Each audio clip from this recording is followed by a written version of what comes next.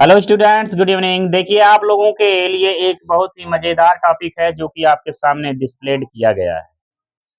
मैंने already black board पे लिख दिया है और उसे आप लोग ध्यान से समझिए, क्योंकि कहीं कहीं ऐसा होता है कि एक स्पेलिंग की गलती होती है और सारा मीनिंग क्या होता है, चेंज हो जाता है। तो यहाँ पे हमने टॉपिक में लिखा है अंग्रेजी की बारीकियां। क्या लिखा गया है? अंग्रेजी की बारीकियां। तो सबसे पहले चलते हैं, देखेंगे। WOOD, वुड मतलब होता है लकड़ी। क्या होता है? लकड़ी। WOODS, मीनिंग चेंज हो गया, यस लग गया, मीनिंग चेंज हो गया और इसका मतलब हो गया जंगल। क्या हो गया? जंगल। अब आता है वर्क। वर्क मतलब होता है काम। क्या होता है? वर्क मतलब काम। अगर इसमें यस जुड़ गया तो वर्क्स का मतलब होता है निर्माण। वर्क्स का मतलब क्या हो गया? निर्माण। वैल्यू का मतलब होता है मूल्य। वैल्यू का मतलब होता है मूल्य। अगर यहाँ पे यस बढ़ गया बच्चों, देखिए यस बढ़ गया तो क्या हो गया? नैतिक मूल्य। क्या हो गया? नैतिक मूल्य। नैतिक मूल्य। सैंड का मतलब होता है रेत या बालू। क्या होता है बच्चों?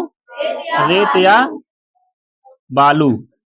और इसमें अगर यस जुड़ गया, देखिए सैंड्स, क्या हो गया? सैंड। तो इसका मतलब हो गया बच्चों रेगिस्तान। क्या हो गया? रेगिस्तान। समझ रहे हैं ना? ऐसे हम कहीं कहीं बहुत ज्यादा कंफ्यूज हो जाते हैं। अब देखिए बच्चों, गुड का मतलब होता है अच्छा। क्या होता है? अच्छा।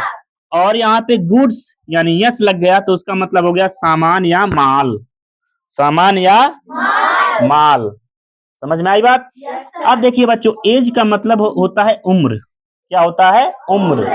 और अगर यस लग गया तो इसका मतलब हो गया बच्चों युग। क्या हो गया? युग।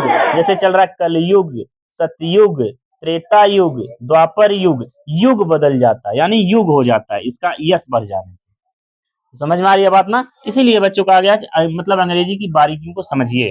अगला है बच्चों क्वार्टर। क्वार्टर का मतलब होता है एक का चौथाई भाग। क्या होता है? एक का चौथाई भाग। अब यहाँ पे यस जुड़ जाने से, चूंकि क्वार्टर्स हो गया रहने के लिए स्थान या जगह। क्वार्टर्स, जैसे क्वार्टर लेके रहते हैं, बोलते हैं कि नहीं? बॉम्बे में क्वार्टर लेके रहते हैं, दिल्ली में क्वार्टर लेके रहते हैं, है ना? अगला है बच्चों मैनर। मैनर का मतलब होता है तरीका। क्या होता है? तरीका। और मैनर्स शिष्टाचार। और मैनर्स मीन क्या हो गया? शिष्टाचार। बदला क्या है? केवल यस जुड़ गया है। पूरे मीनिंग में खाली यस बढ़ा है और उसका अर्थ टोटल चेंज हो गया। अगला है बच्चों डायरेक्शन मीन दिशा।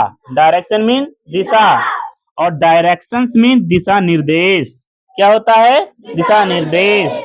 डियर मतलब प्रिय होता है और एक डियर का मतलब महंगा होता है। सेम मीनिंग, देखिए सेम मीनिंग इसमें है ना?